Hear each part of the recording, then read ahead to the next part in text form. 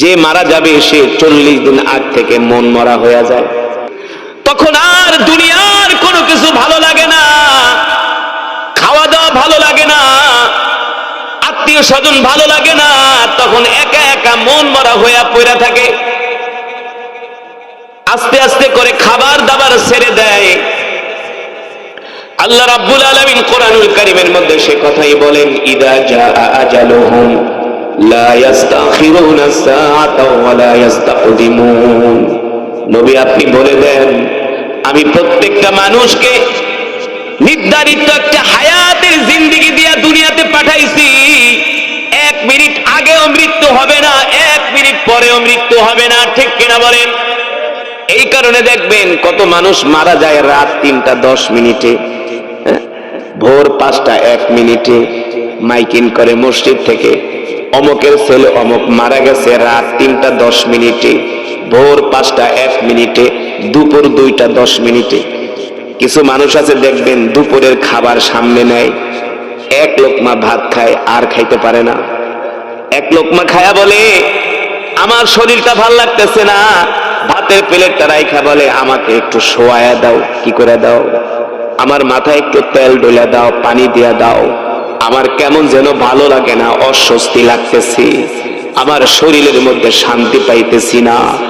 আল্লাহর বান্দা 1 লোকমা ভাত খায়া বিছানার মধ্যে শুয়া গেল, এই শোয়াই তার জীবনের শেষ শোয়া, আর কোনোদিন সোজা হয়ে দাঁড়াতে পারলো না, ঠিক কিনা বলে?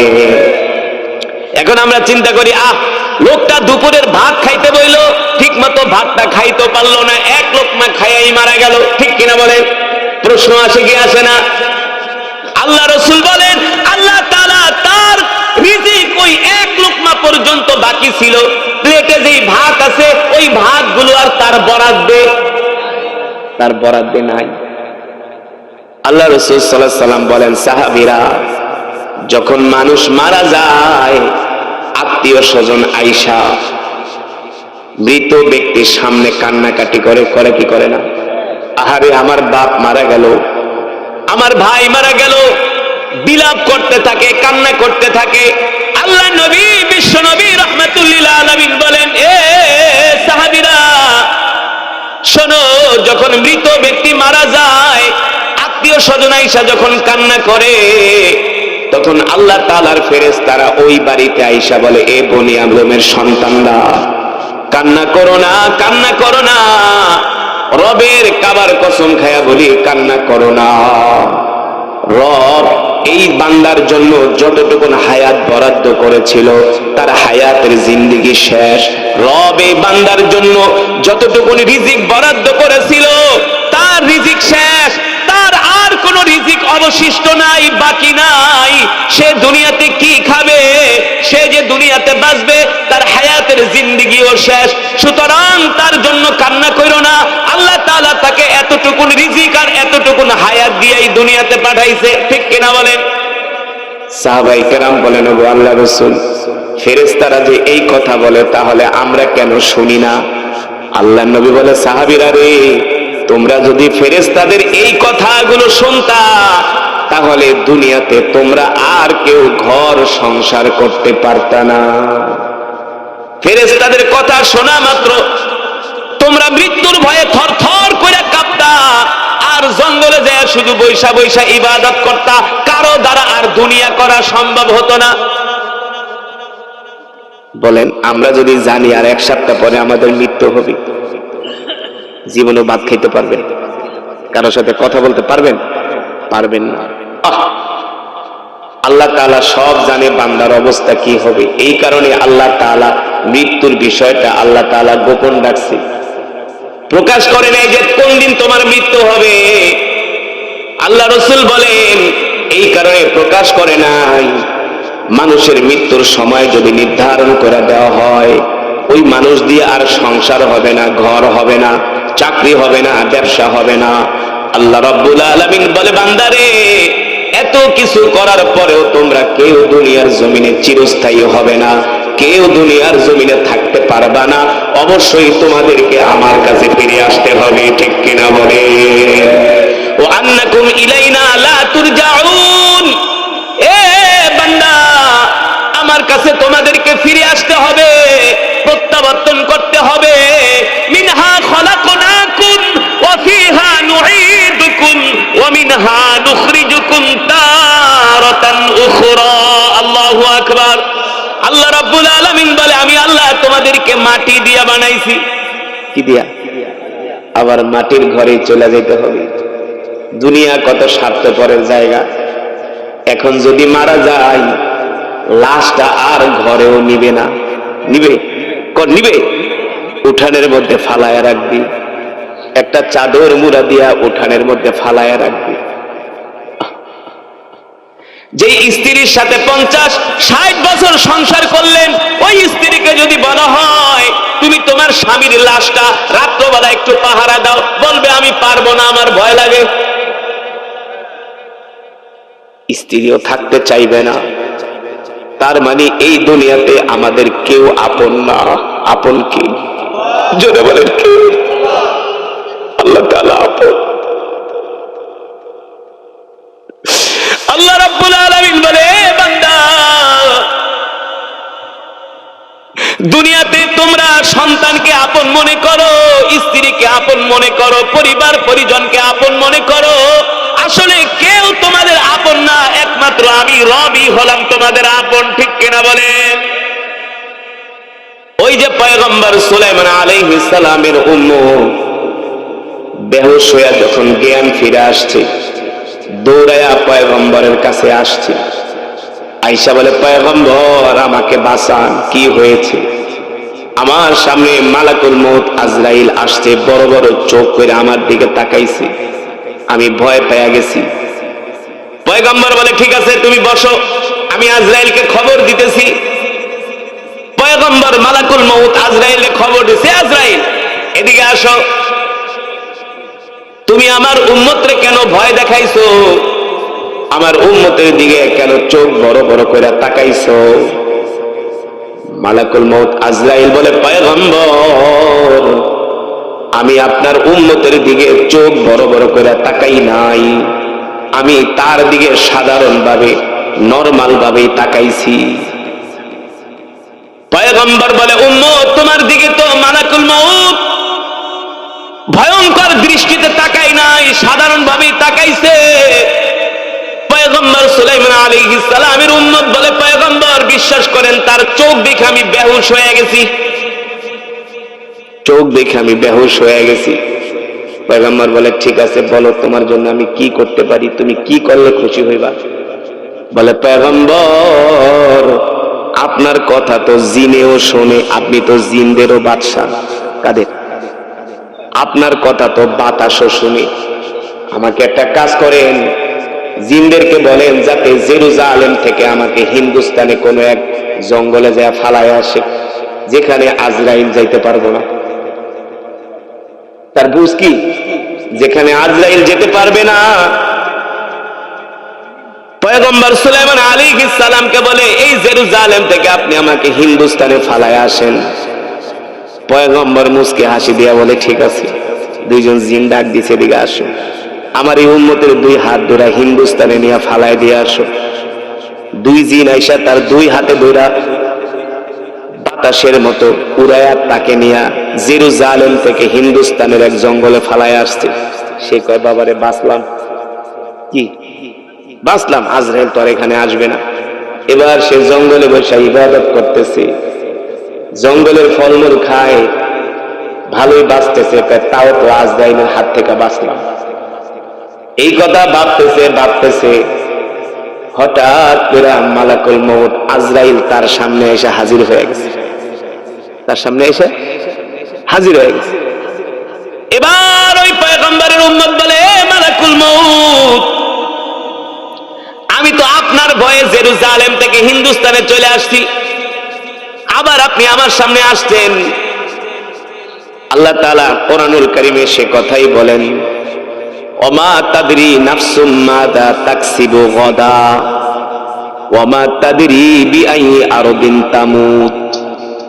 মানুষ জানে না আগামীকাল সে কি খাবে। সুবহানাল্লাহ বলেন। মানুষ জানে না আগামীকাল সে। আল্লাহ তাআলা এই কোরআনুল কারীমের মধ্যে বলেন, ওমা তাদরি নাফসুম মাযা তাকসিবু গাদা, মানুষ জানে না আগামীকাল সে কি খাবে। আমরা বাজার থেকে গরুর গোশত কিনে আনছেন, স্ত্রীর বলছেন শোনো আগামীকাল দুপুরবেলা গোশতটাকে একটু নতুন আলু দিয়া ভালো করে ভুনা করবা, নাকি আগামীকাল খুব ভালো করে আত্মীয় স্বজন নিয়ে খাবো। রাত্রবেলা ঘুমাইছেন, হঠাৎ করে কোমরের একটা রগের টান লাগছে, আর বিছানা থেকে উঠতে পারেন না। এখন 4 জন লাগে আপনারে ধইরা উঠাইতে, কথা কন, হ্যাঁ? হসপিটালে নিছে, ডাক্তার বলে কাপাসিয়াও কাজ হবে না, গাজীপুরেও কাজ হবে না, তাড়াতাড়ি করে ঢাকা মেডিকেল নিয়ে যান। কোথায়? ঢাকা মেডিকেল নিয়ে যান। বলে কি হয়েছে? বলে ঘুমের ঘরে স্ট্রোক করছে, অনেক বড় ধরনের ইনজুরি হয়েছে, নিয়ে গেল আপনারে ঢাকা মেডিকেলে। কিন্তু আপনি তো চাইছিলেন দুপুরবেলা গরুর গোশত দিয়া ভাত খাবেন আগামীকাল, না? এখন আপনি ঢাকা মেডিকেলের বেডে শুয়া রুটি আর কলা খাইতেছেন, কথা কন, কি খাইতেছেন? রুটি আর কলা। চাইছিলেন গরুর গোশত, কিন্তু কপালে জুটলো। আল্লাহ বলে না না না, ওমা তাদরি নাফসুম মাযা তাকসিবু গাদা। দেখেন আল্লাহ তাআলার কোরআন, আমরা কোরআন না জানার কারণে আমাদের ঈমান দুর্বল, কোরআন না বোঝার কারণে আমাদের ঈমান দুর্বল, কোরআন না বোঝার কারণে আমাদের আল্লাহর উপর বিশ্বাস নাই, তাওয়াক্কুল নাই। যদি আমরা কোরআন বুঝতাম তাহলে আমরা কেউ বেনামাজি থাকতাম না। তোমার কোটি কোটি টাকা আছে, যদি আল্লাহ না চায় তুমি সম্পদ ভোগ করে যাইতে পারবা না। সব কিছুর মালিক আল্লাহ তাআলা বলে বান্দারে গরুর গোশত কিনে আনছিলি, দুপুরবেলা খাবি, এটা ছিল তোর পরিকল্পনা, কিন্তু আমি আল্লাহ তো পরিকল্পনা আর একটা করে রাখছি, তোর কপালে তো লিখে রাখছি রুটি আর কলা। তুই ভাবছিলি আগামীকাল মুরগি পোলাও খাবি, কিন্তু না না না, আরে তুই তো জানোস না আগামীকাল তুই কি খাবি। আল্লাহ বলে জানেন কি? ওমা তাদরি বিআই আরদিন তামুত। এবার আসেন এই আয়াতের অর্থ কি? আল্লাহ তাআলা বলতেছেন ওমা তাদরি বিআই আরদিন তামুত, মানুষ জানে না কোন জমিনে তার মৃত্যু হবে। মানুষ জানে না কোন জমিনে তার, আপনি আমি জানি কোথায় আমার মৃত্যু হবে। আপনার মৃত্যু কোথায় হবে বলতে পারবেন? পারবো না। 2017 সনে আমি যখন মিশরে পড়াশোনা করি, মিশর থেকে বাংলাদেশে আসতেছি, দুবাই এয়ারপোর্টে এসে নামছি। দুবাই এয়ারপোর্টে নেমে যখন বাংলাদেশের বিমানে উঠবো, ইমিগ্রেশন ক্রস করে যখন বিমানের গেটে আসতেছি, দেখি 2টা যুবক ইমিগ্রেশনের পাশে বসে কান্না করতেছে। 2টা যুবক এমন ভাবে কান্না করতেছে, আমার দেখা মায়া লাগলো। মনে করলাম হয়তোবা ওরা বাংলাদেশি, কিন্তু আরবি ঠারবি জানে না, হয়তোবা দুবাইয়ের পুলিশ টুলিশ কোনো কারণে ধরছে, ভাষা টাষা জানে না, হয়তোবা কোনো বিপদে পড়ছে। আমি চিন্তা করলাম যে দেখি ওদেরকে কোনো হেল্প করা যায় কিনা। আমি আগায় গেলাম, এই ভাই এদিকে আসো, কান্না করো কেন, কি হয়েছে, এয়ারপোর্টে কোনো সমস্যা কিনা? 2টা যুবক আমারে দেখা দৌড়ে আসছে, বলে হুজুর আপনার তো আমরা চিনি, হুজুর আপনাকে আমরা চিনি, আপনি তো আমাদের এলাকার মাহফিলে গেছিলেন কুমিল্লা। আমি বলি তাহলে কেন কান্না করো বলো। এই কথা বলার পরে ওই ছেলের বড় ভাই আমাকে জড়ায় ধরে বলে হুজুর আমরা আপন মায়ের পেটের 2 ভাই, আমাদের বাবা 32 বছর আগে বাংলাদেশ থেকে দুবাইতে আসছে। কত বছর আগে? এই দুবাইতে ব্যবসা করে। বাবা আমাদেরকে অনেক কষ্ট করে পড়াশোনা করাইছে, 2 ভাইকে বাংলাদেশ থেকে দুবাই এনে বাবা আমাদেরকে ব্যবসা ধরায় দিছে। আর বলছে বাবা রে আমার আর বিদেশ করতে ভালো লাগে না, আমি এবার বাংলাদেশে চলে যাব, শেষ জীবনটা আমি আমার দেশে কাটাবো, আমার মাতৃভূমিতে কাটাবো। কারণ দেশের মাটির প্রতি সবারই একটা ভালোবাসা আছে। আপনাদের এই এলাকায় জন্ম, গুলশানে নিয়ে যদি আপনাদেরকে কোটি টাকার ফ্ল্যাটেও রাখে, এই এলাকায় থাইকা যে মজা পাইবেন গুলশানে ওই মজা পাইবেন না। মাটির ঘেরানি আলাদা, মাটির ঘেরান আলাদা, শান্তি। বলে হুজুর আমার বাবার অনেক অর্থবিত্ত, সে বলে আর দুবাইতে থাকবে না। কিন্তু আমার বাবার দুবাইতে যাওয়ার আজকে ডেট ছিল, বাংলাদেশে চলে যাবে দুবাই থেকে। এক সপ্তাহ পর্যন্ত আমার বাবা আত্মীয় স্বজনের জন্য, আমাদের ভাই বোনদের জন্য, আমার দাদা দাদির জন্য আমার বাবা এক সপ্তাহ পর্যন্ত মার্কেটিং করছে। হুজুর গতকালকে মার্কেটিং করে আইসা বাবা ব্যাগ ঠ্যাগ গুছায়া ঘুমায় পড়ছে, বলছে সকালবেলা আমাকে 6টা বাজে জাগায় দিবা, এয়ারপোর্টে যেতে হবে। কোথায়? এয়ারপোর্টে যেতে হবে। আমরা তো বাবার ব্যাগ ঠ্যাগ গুছায়া বাবাবেলা ঘুম পাড়ায় দিছি। 6টা বাজে যায় বাবারে ডাক দেই, বাবা কোনো কথা বলে না। মনে করছিস এক সপ্তাহ যাবৎ অনেক মার্কেট করছে, মার্কেটে ঘুরছে, অনেক কষ্ট করছে, হয়তোবা শরীর ক্লান্ত, এই কারণে ঘুমাইতেছে। আবার যাই আধা ঘন্টা পরে ডাক দেই, বাবা কোনো সারা শব্দ দেয় না। আবার আধা ঘন্টা পরে যায় ডাক দেই, বাবা আর ঘুম থেকে ওঠে না। আমাদের সন্দেহ হলো বাবা কেন ঘুম থেকে ওঠে না। এবার আমরা দুই ভাই যায়া বাবার মাথার কাছে বৈশা বাবার হাত ধইরা পা ধইরা বাবাকে টানি, বাবা ওঠে না। আমাদের কেমন যেন সন্দেহ হলো বাবা কি ঘুমের ঘরে, বাবার কিছু হয়েছে কিনা। আমরা দৌড়ায়া মুস্তাশফায় গেলাম, হসপিটালে গেলাম, ডাক্তার আনলাম। ডাক্তার এনে বাবার পুরা শরীরটা পরীক্ষা করে ডাক্তার বলল, শোনো তোমার বাবা ঘুমের ঘরে রাত 4টা বাজে ইন্তেকাল করছি। হুজুর আমার বাবার স্বপ্ন ছিল শেষ জীবনটা বাংলাদেশে কাটাবে, আমার বাবার মৃত্যু যাতে হয় বাংলাদেশে। আল্লাহ রাব্বুল আলামিন বলে না না না, ওমা তাদরি বিআই আরদিন তামুত, মানুষ জানে না কোন জমিনে তার মৃত্যু হবে। ঠিক কিনা বলে? ওই যে পয়গম্বর সুলাইমান আলাইহিস সালামের উম্মত মনে আছে ছিল কোথায়? জেরুজালেমে। জেরুজালেমে গেছে কোথায়? হিন্দুস্তানে, জঙ্গলে। এবার মালাকুল মউতকে বলে, এ মালাকুল মউত, আপনার ভয়ে তো আমি জেরুজালেম থেকে হিন্দুস্তানে চলে আসলাম। মালাকুল মউত বলে, শোনো তুমি আমার ভয়ে না, আমার ভয়ে না, জেরুজালেম থেকে তুমি হিন্দুস্তানে আমার ভয়ে আসো নাই। এক নম্বরে হলো ইদা জা আজালুহুম লা ইস্তাখিরুনা সাআতাও ওয়া লা ইস্তাকদিমুন। আমি যখন 40 দিন আগে তোমার বাড়িতে জেরুজালেমে যাইতাম, ওই 40 দিন 39, 38, 37 দিনে তোমার মৃত্যুর সময় হয় নাই। ওই সময় তোমার মৃত্যুর সময় হয় নাই, তোমার মৃত্যুর সময় হয়েছে এই সময়। কোন সময়? এই সময়ে। আমি 40 দিন আগে তোমার কাছে গেলে কি হবে?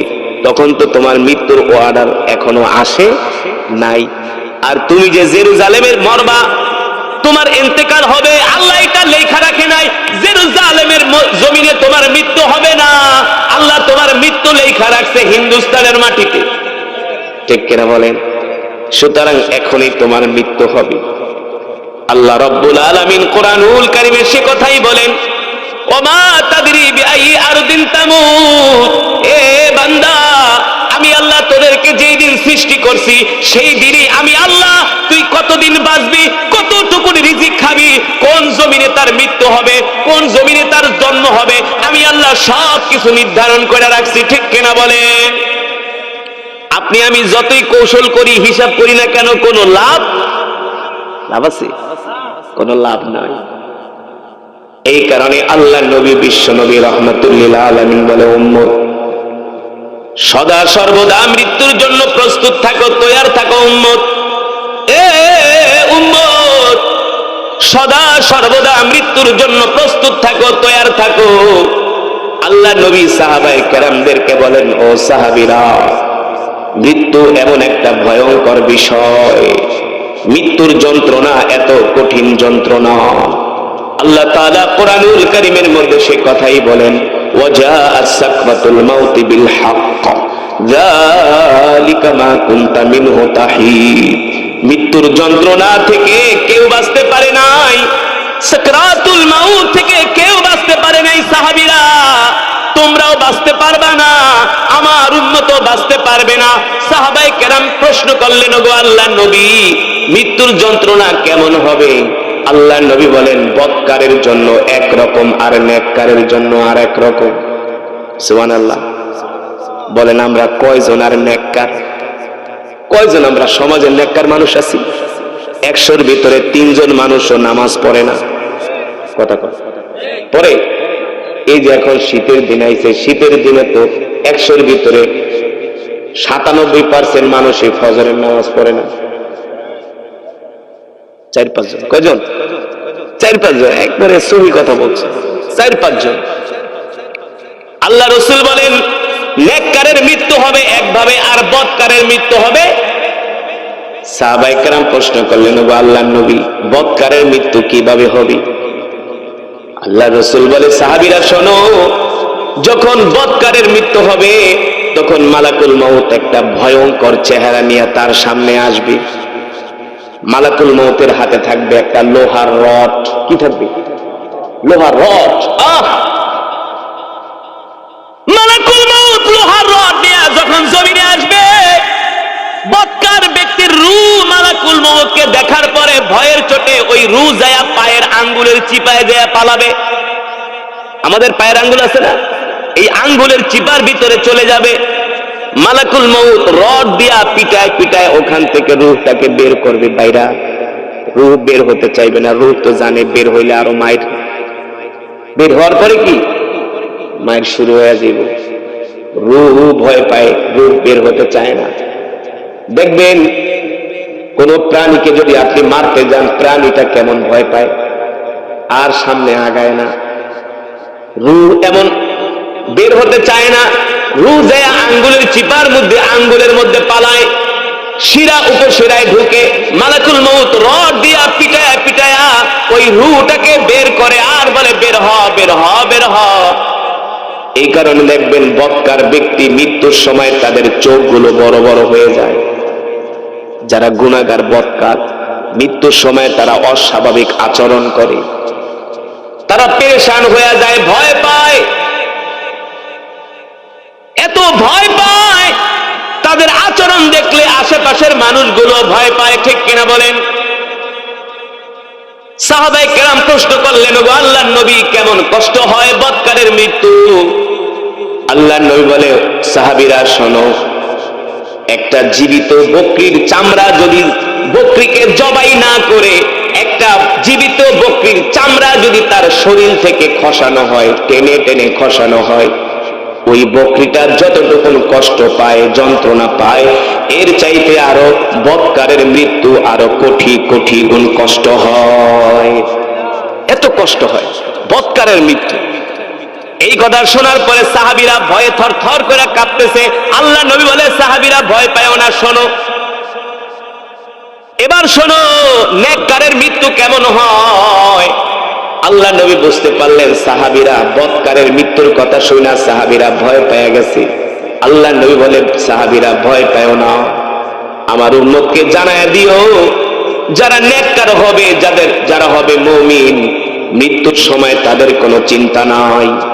সাহাবায়ে কেরাম প্রশ্ন করলেন, ওগো আল্লাহর নবী, তাহলে আমাদেরকে নসিহত করেন, আমাদেরকে শোনায় দেন, একজন নেককারের মৃত্যু কেমন হবে।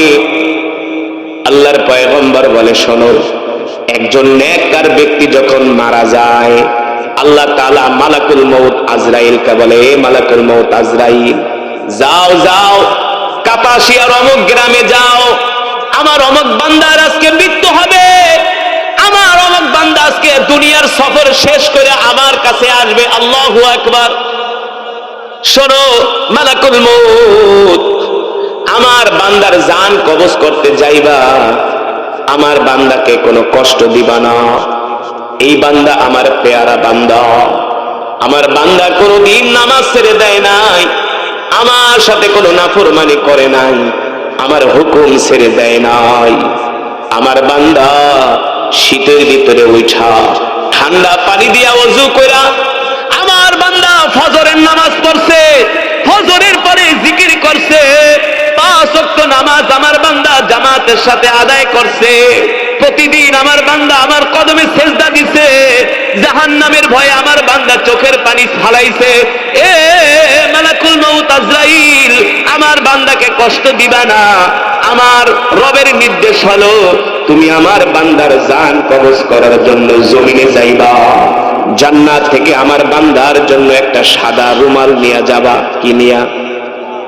জান্নাতি একটা সাদা রুমাল নিয়া মালাকুল মউত আজরাইল দুনিয়াতে আসে নেককার ব্যক্তির জান কবজ করার জন্য, সাদা একটা রুমাল নিয়ে আসে। আল্লাহ তাআলা বলে শুধু সাদা রুমাল নিবা না, জান্নাত থেকে একটা খুশবু নিয়ে যাও। সুবহানাল্লাহ বলে কি নিয়ে যাও? জান্নাত থেকে একটা খুশবু নিয়ে যাও। এবার মালাকুল মউত আজরাইল জান্নাত থেকে একটা খুশবু আর একটা সাদা রুমাল নিয়ে আসে।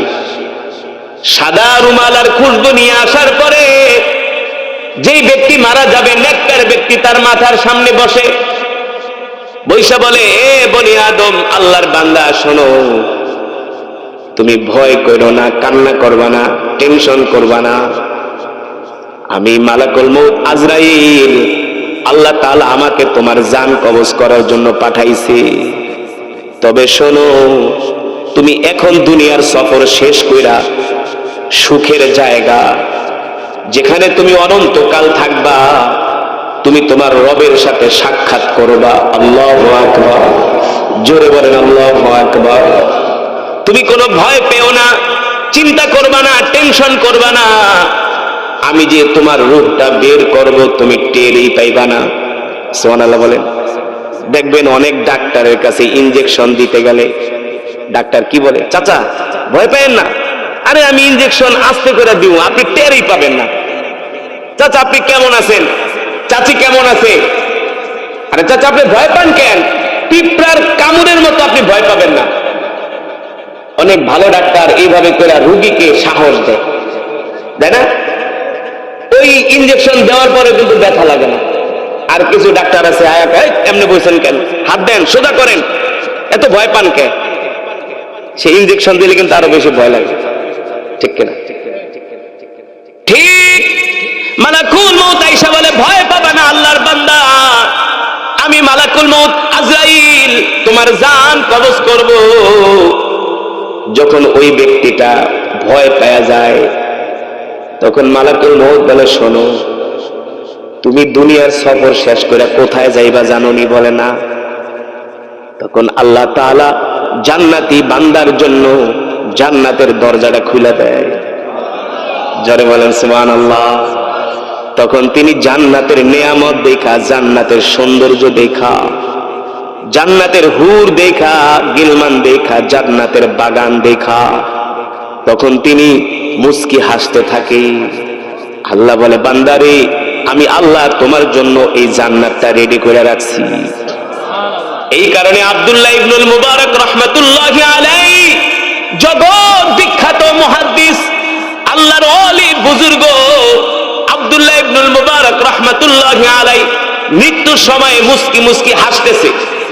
মৃত্যুর সময় মুস্কি মুস্কি হাসে। 3 দিন পরে তার সন্তান স্বপ্ন দেখছি। আব্দুল্লাহ ইবনুল মুবারক মৃত্যুর সময় মুস্কি মুস্কি হাসতেছি। 3 দিন পরে তার সন্তান স্বপ্ন দেখা বলল, বাবা যান, ও আমার সম্মানিত পিতা, সম্মানিত পিতা, দুনিয়ার মানুষ মৃত্যুর সময় ভয় পায়, আর আপনি মৃত্যুর সময় মুস্কি মুস্কি হাসতেছেন, কারণ কি? আব্দুল্লাহ ইবনুল মুবারক রাহমাতুল্লাহি আলাইহি বলে, আমার সন্তান শোনো, আমার কওমদেরকে বইলা দিও, আমার কওমের মানুষদেরকে বইলা দিও, আব্দুল্লাহ ইবনুল মুবারক কোনদিন এক ওয়াক্ত নামাজ কাজা করে নাই, তাহাজ্জুদের নামাজ ছেড়ে দেয় নাই, কোন আদনা থেকে আদনা গুনাহ করে নাই, আল্লাহ তাআলার সাথে নাফরমানি করে নাই। এই কারণে আব্দুল্লাহ ইবনুল মুবারক মৃত্যুর সময় তার মালিক তাকে জান্নাতের চিত্রটা তার চোখের সামনে তুইলা ধরছে। আল্লাহু আকবার। আমি আব্দুল্লাহ ইবনুল মুবারক জান্নাতের চিত্র দেখে আমি আর সহ্য করতে পারি নাই, আমি আনন্দে হাইসা দিছি যে দুনিয়ার সফরটা শেষ কইরা কবরে গেলেই শান্তি। সুবহানাল্লাহ বলে। এই যে আমরা দুনিয়াতে বাঁচতেছি, যত অর্থ থাকুক, টাকা থাকুক, পয়সা থাকুক, একটা না একটা অশান্তি আছেই, আছে না? Diabetes, pressure, heart, kidney, liver, অসুস্থতার আর অভাব নাই। যার ডায়াবেটিস তার তো পুরা জিন্দিগিটা একবারে তামাতামা হয়ে গেছে। ডায়াবেটিস, ডাক্তারকে ভাত খাইবেন না, রুটি খাইবেন না, ফল খাইবেন না, মিষ্টি খাইবেন না, তাই খাইবোটা কি? অথচ টাকার অভাব নাই। আগে গরুর গোশত খাইতো, ডাক্তারকে গরু খাওয়া নিষেধ, খাসি খাওয়া নিষেধ। অর্থ আছে, টাকা আছে, পয়সা আছে, কিন্তু খাওয়া যাচ্ছে না। এই জিন্দিগি, এই দুনিয়া, থাইকাও কোনো কিছু নাই, থেকেও কোনো কিছু নাই, শান্তি নাই। আল্লাহ তাআলা বলে, বান্দারে আমি আল্লাহ তোমাদের জন্য এমন জান্নাত বানায় রাখছি, যে জান্নাতের ভিতরে কেউ কোনোদিন অসুস্থতা হবে না, কেউ কোনোদিন অসুস্থ হবে না। গরু খাওয়া নিষেধ, খাসি খাওয়া নিষেধ, এইটা খাওয়া নিষেধ, সেইটা খাওয়া নিষেধ, এইটা জান্নাতের ভিতরে থাকবে না। জোরে বলেন সুবহানাল্লাহ। খালি খাইবা, কি করবে? জান্নাতের ভিতরে বাথরুমও হবে না, প্রস্রাবও হবে না। বাথরুম করা, প্রস্রাব করা একটা ঝামেলা। এই শীতের দিনে ঘুমাইছেন, রাত 2টা বাজে ধরছে প্রস্রাবে, কম্বল সরাইয়া প্রস্রাব করা যে কত কষ্ট। শান্তি আছে? এই চোখটা লাগিয়েছে। মানে আমরা যারা একটু জুয়ান, তারা যাও এক ঘুমে 3-4 ঘন্টা 5 ঘন্টা পার করি, কিন্তু আপনারা যারা একটু বয়স্ক 1-2 ঘন্টা পরে এই প্রস্রাবে ধরে। শান্তি আছে? শান্তি নাই। দুনিয়া শান্তির জায়গা না। আসলে আমরা তো চিন্তা করি না, হিসাব নিকাশ করি না। আল্লাহ তাআলা বলে, বান্দারে, এ বান্দা, একটু কষ্ট কর, একটু কষ্ট কর। 60-70টা বছর একটু দাঁতে কামড় দিয়া একটু কষ্ট করে শুধু আমার কাছে আয়। ওয়ালাকুম ফিহা মা তাশতাহি আনফুসুকুম ওয়ালাকুম ফিহা মা তাদউন। আমি আল্লাহ তোদের জন্য এমন জান্নাত বানায় রাখছি, ওই জান্নাতের ভিতরে যা চাবি তাই পাবি। আর আস্তে কোন সুবহানাল্লাহ। যা চাবি তাই পাবি। শুধু কল্পনা করবি, চোখের সামনে এসে হাজির হয়ে যাবে। জোরে বলেন সুবহানাল্লাহ। তোমাদের জন্য থাকবে আঙ্গুরের বাগান। কিসের বাগান? হাদাইক ওয়া আনাবা। ইনাবুন মানে আঙ্গুর, হাদিকাতুল মানে বাগান। আল্লাহ তাআলা বলে, হাদাইক ওয়া আনাবা, আমি আল্লাহ জান্নাতে তোমাদের জন্য আঙ্গুরের বাগান বানায় রাখছি। সুবহানাল্লাহ বলে। বেদেনার বাগান থাকবে, মধুর নহর থাকবে, শরবতের নহর থাকবে। ওই শরবত পান করবেন আর শক্তিশালী হবেন। যা মন চায় তা খাইবেন, গ্যাস্ট্রিক হইব না। গ্যাস্ট্রিকের ওষুধ খাইতে হইব না। এখন তো গ্যাস্ট্রিকের ওষুধ খাইতে যেতে পুরা জিন্দিগি শেষ। যে গ্যাস্ট্রিক হবে না, প্রেশার বাড়বে না, ডায়াবেটিস হবে না। খাবেন আর শুধু শক্তি আর শক্তি। তাইলে বলবেন, হুজুর এত খাবার কোথায় যাবে? আল্লাহ নবী বলেন, জান্নাতে একটা ঢেকুর মারবা, ঢেকুরের সাথে তোমার খাবার হজম হয়ে যাবে। আহ, কত সুন্দর জান্নাত। আল্লাহু আকবার। জোরে বলেন আল্লাহু আকবার। বিশ্বাস হয় না? এত সুন্দর জান্নাত আল্লাহ বানায় রাখছে। এবার বিশ্বনবী রাহমাতুল লিল আলামিন বলে, এ সাহাবীরা, ওই জান্নাত পাইতে হলে তো আগে তোমাদেরকে মৃত্যুর ঘাটি অতিক্রম করতে হবে। ঠিক কিনা বলেন? যার মৃত্যু সুন্দর তার জন্য জান্নাত সহজ, আর যার মৃত্যু কঠিন তার জন্য জাহান্নাম। সাহাবায়ে কেরাম বলেন, ওগো আল্লাহর নবী, এবার বলেন নেককারের মৃত্যু কেমন হবে? আল্লাহর নবী বলেন, ওই যে মালাকুল মউত আজরাইল জান্নাত থেকে একটা সাদা শুভ্র রুমাল নিয়ে আসবে, আর একটা জান্নাতের খুশবু নিয়ে আসবে। আয়েশা তার মাথার কাছে বসবে। এবার মাথার কাছে বৈশা বলবে, বন্ধু চিন্তা করো না, ভয় পাও না, আমি তোমার জন্য জান্নাত থেকে একটা খুশবু নিয়ে আসছি। সুবহানাল্লাহ বলেন। মানুষকে দেখবেন অপারেশন করার আগে একটা অ্যানেস্থেসিয়া লাগায়। ওই অ্যানেস্থেসিয়া লাগাইলে আর চামড়া কাটলে কিন্তু অনুভব করা যায় না। যারা জান্নাতি হবে, আল্লাহ তাআলা ওই মালাকুল মউতকে বলবে জান্নাত থেকে খুশবু নিয়ে যাও। মালাকুল মউত আয়েশা একটু খুশবু সুগন্ধি তার নাকের ভিতরে লাগায় দিবে। দেখেন কত বাস্তব। নাকের ভিতরে খুশবু লাগাইলে কি করেন?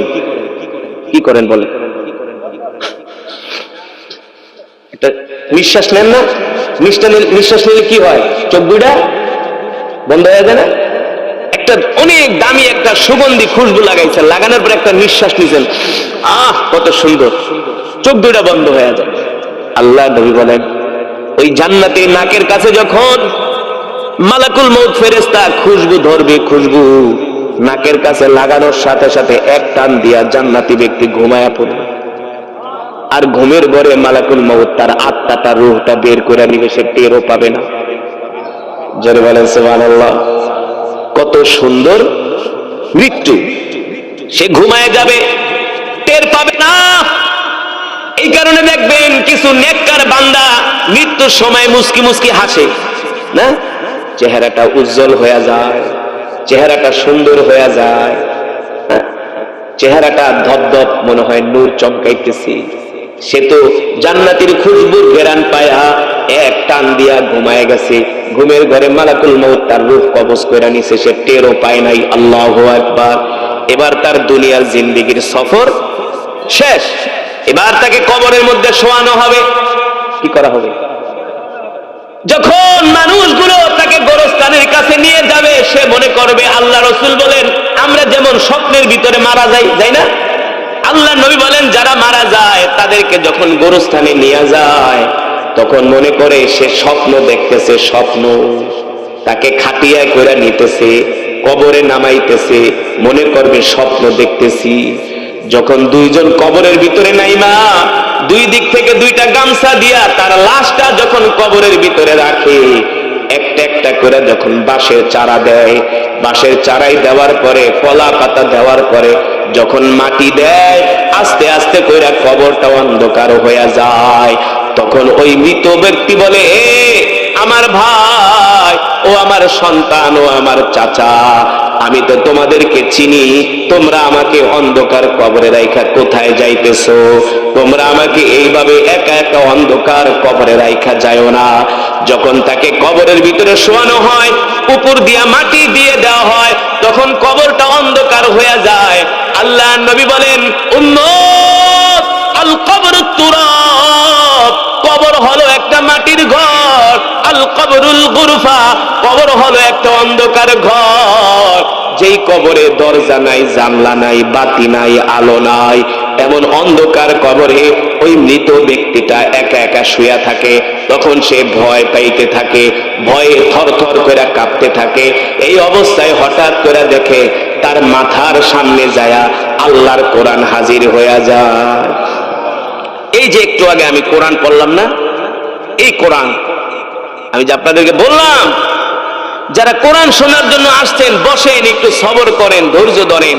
সবর না করলে, ধৈর্য না ধরলে কোনো কিছুই অর্জন করা যায় না। সব সবর আর সবর। নবীওয়ালা জিন্দেগি ছিল সবর, সাহাবাওয়ালা জিন্দেগি ছিল সবর, ঠিক কিনা? সবর।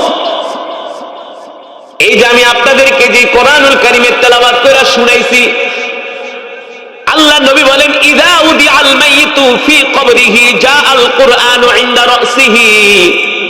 যারা দুনিয়ার জমিনে আল্লাহর কোরআনকে মহব্বত করবে, আল্লাহর কোরআনকে ভালোবাসবে, ওই ব্যক্তি যখন মারা যাবে, তাকে যখন কবরের মধ্যে শোয়াবে, ওই অন্ধকার কবরে আল্লাহর কোরআন যায় তার মাথার সামনে দাঁড়ায়া যাবে। তার অন্ধকার কবরটা আলোকিত হয়ে যাবে। সুবহানাল্লাহ বলে। কি হবে? অন্ধকার কবর আলোকিত হয়ে যাবে। একটু পরে দুইজন ফেরেশতা তার কবরে আসবে। মুনকার নাকি?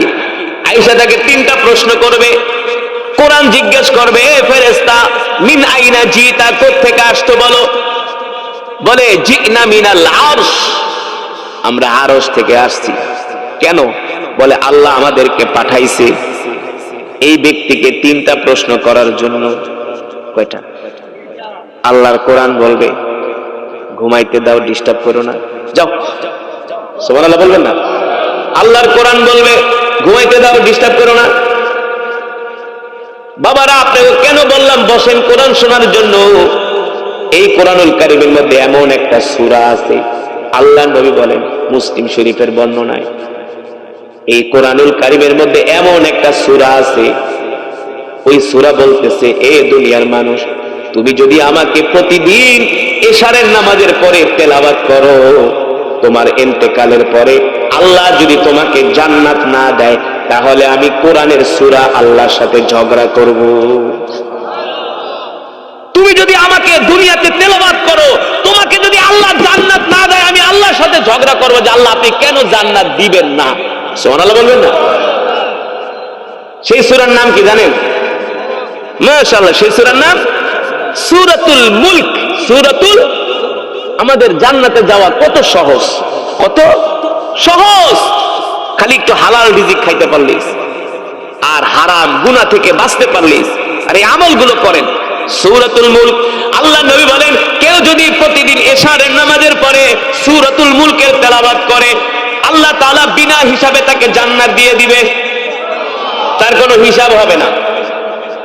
এবার আল্লাহর কোরআন বলে, ফেরেশতা যাও, আমার এই বন্ধুকে ডিস্টার্ব করো না, তারে ঘুমাইতে দাও। ফেরেশতারা বলবে, না না না, আমরা তো আসছি তাকে 3টা প্রশ্ন করব। আল্লাহর কোরআন বলবে অনুমতি দেওয়া হবে না, বের হয়ে যাও। এক পর্যায়ে ফেরেশতাদের সাথে আল্লাহর কোরআনের সাথে ঝগড়া লেগে যাবে। সুবহানাল্লাহ বলুন। আল্লাহর কোরআনের সাথে কি লাগবে? ঝগড়া। ফেরেশতারাও তাদের ক্ষমতা প্রদর্শন করবে, এই মিয়া বাধা দাও কেন, আমরা আল্লাহর ফেরেশতা, আমাদেরকে আমাদের কাজ করতে দাও। আল্লাহর কোরআন বলবে না আমার দোস্তরে ঘুমাইতে দাও। আমার বন্ধু শীতের দিনে ফজরের সময় উঠা ঠান্ডা পানি দিয়ে ওযু করে কোরআন পড়তো, ফজরের নামাজ পড়তো, ফজরের পরে কোরআন পড়তো, তাহাজ্জুদে কোরআন পড়তো, রাত্রে ঘুমানোর আগে কোরআন পড়তো, মাগরিবের পরে কোরআন পড়তো।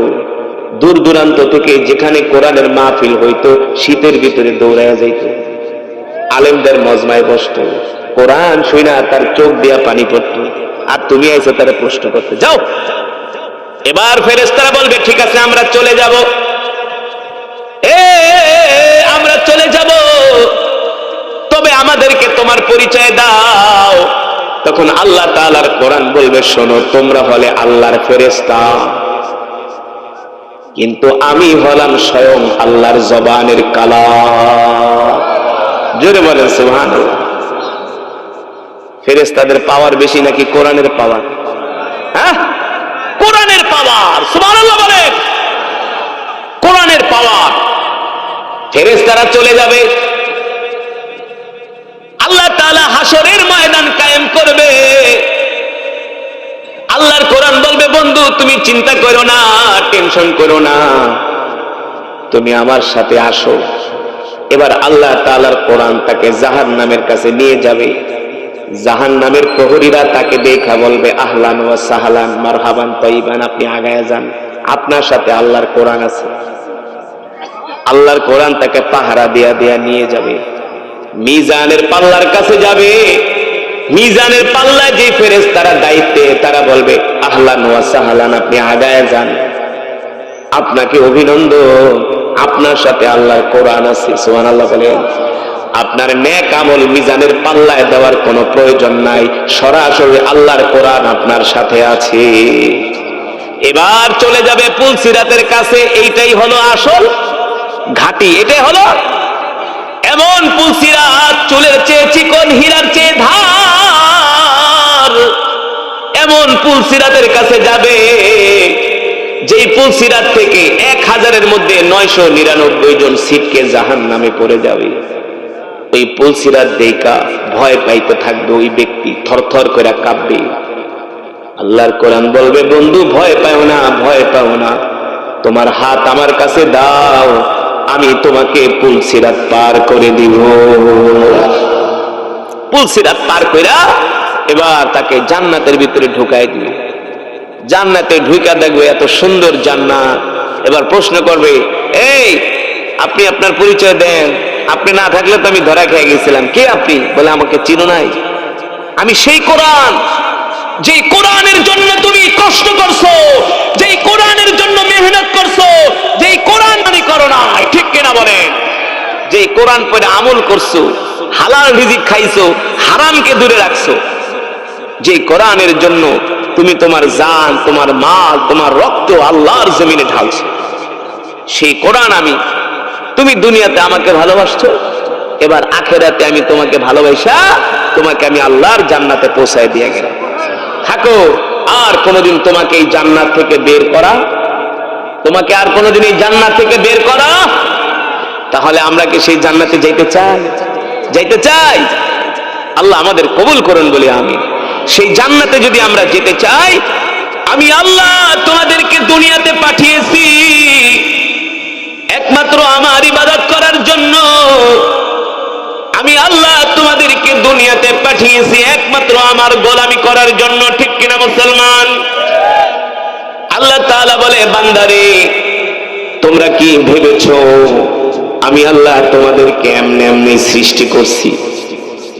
আল্লাহ তাআলা বলে, না না না, এত সুন্দর দুইটা হাত, এত সুন্দর দুইটা চোখ, এত সুন্দর দুইটা ঠোঁট, কথা বলার জন্য এত সুন্দর একটা জবান আল্লাহ আমাদেরকে দান করছে। ঠিক কিনা বলে? আমাদের চোখ কয়টা? কয়টা? দুইটা। কোরআনের ভিতরে আছে, আলাম নাজআল লাহু আইনাইন ওয়া লিসানান ওয়া শাফাতাইন ওয়া হাদাইনাহুন নাজদাইন। আল্লাহ রাব্বুল আলামিন বলে, হে দুনিয়ার মানুষ, আমি আল্লাহ তোমাদেরকে দুইটা চোখ দান করছি, কথা বলার জন্য একটা জবান দান করছি, দুইটা ঠোঁট আমি আল্লাহ দান করছি।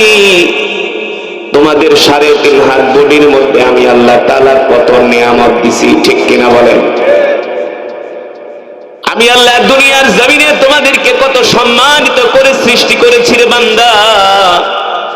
তোমরা কি ভেবেছো আমি আল্লাহ তোমাদেরকে এমনি এমনি সৃষ্টি করেছি? আল্লাহ রাব্বুল আলামিন বলেন, না না না, আফাহাসিবতুম আন্নামা খলাকনাকুম আবাসা ওয়া আন্নাকুম ইলাইনা লা তুরজাউন। আল হিজবান অর্থ ধারণা করা, উপলব্ধি করা।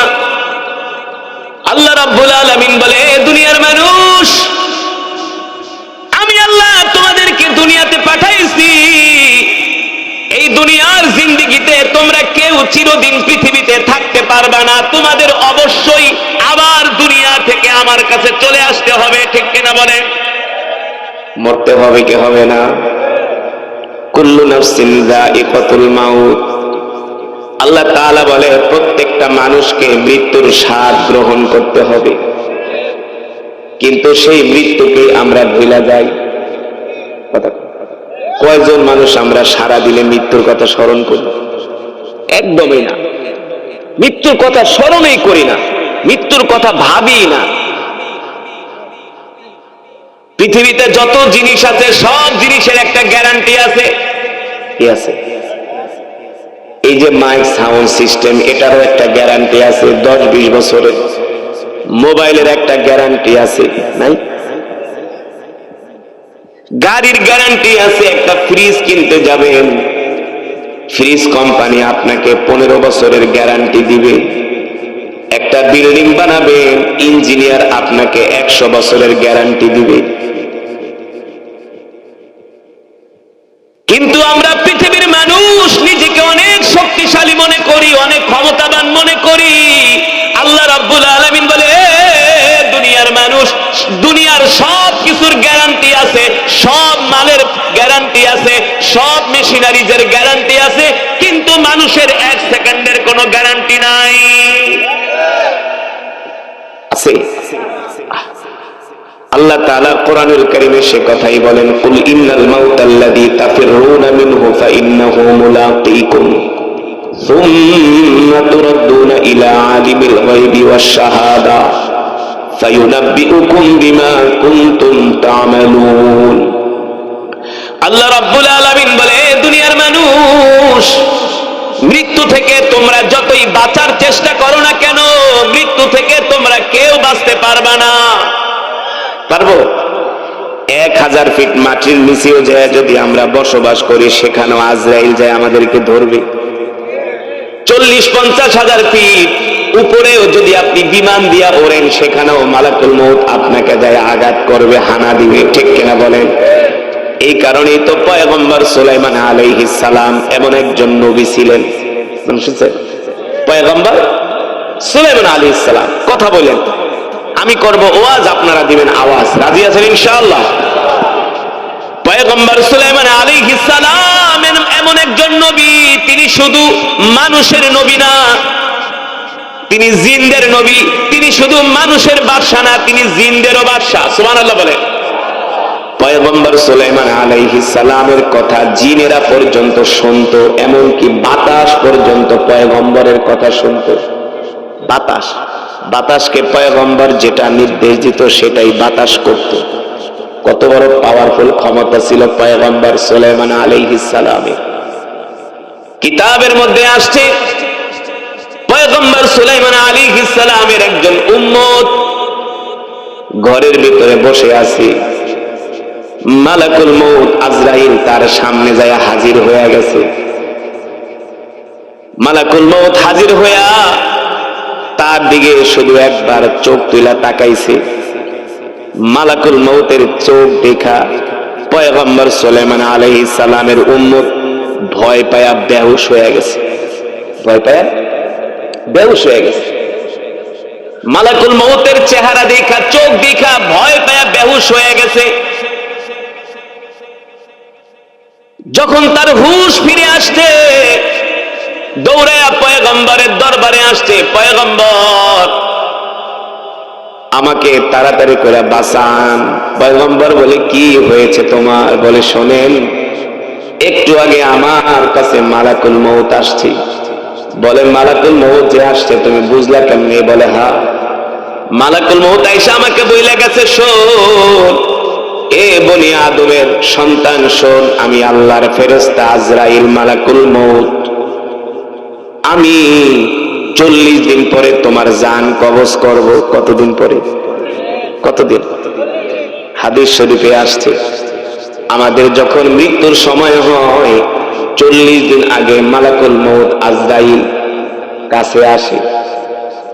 যাদের মৃত্যুর সময় হয়ে যায় 40 দিন আগে মালাকুল মউত আজরাইল তার কাছে আসে, আয়েশা মাথায় হাত দিয়া বলে, শোন বনি আদমের সন্তান, তোর বাকি আছে আর 40 দিন।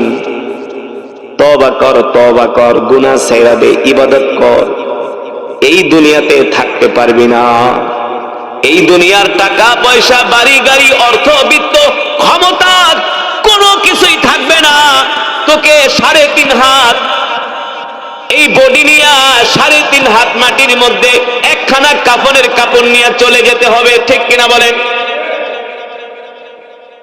আল্লাহ রাসূল সাল্লাল্লাহু আলাইহি সাল্লাম সাহাবীদেরকে বলেন, ও সাহাবীরা, মৃত্যুর 40 দিন আগে মালাকুল মউত মৃত ব্যক্তির কাছে, যিনি মারা যাবেন তার কাছে 40 দিন আগে একবার করে যায়। প্রতিদিন কয়বার?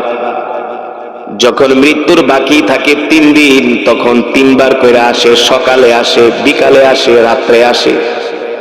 সকাল, দুপুর, রাত্রে আইসা 3 বার করে সতর্ক করে আর বলে, এ বনি আদমের সন্তান, তোর মৃত্যুর সময় আছে আর মাত্র 3 দিন। তওবা কর, তওবা কর, তওবা কর, আল্লাহ তাআলার কাছে ক্ষমা চা। তোর সময় শেষ, এই পৃথিবীতে তুই আর থাকতে পারবি না। তোর জন্য আল্লাহ তাআলা যতটুকু হায়াত বরাদ্দ করেছিল, তোর হায়াতের জিন্দেগি শেষ। আল্লাহ তাআলা তোর জন্য যতটুকু রিজিক বরাদ্দ করেছিল, তোর রিজিকও শেষ। এই কারণে দেখবেন যে মানুষগুলো মারা যায় 40 দিন আগে তাদের কথাবার্তা চেঞ্জ হয়ে যায়। 40 দিন আগে দেখবেন ওই মানুষগুলোর খাওয়া দাওয়া আগের মতো খেতে পারে না। আগে একটা মনের ভিতরে চঞ্চলতা ভাব ছিল, হাসি খুশি ছিল। আপনি আমাদের আল্লাহ, আল্লাহ গো, জাহান্নামে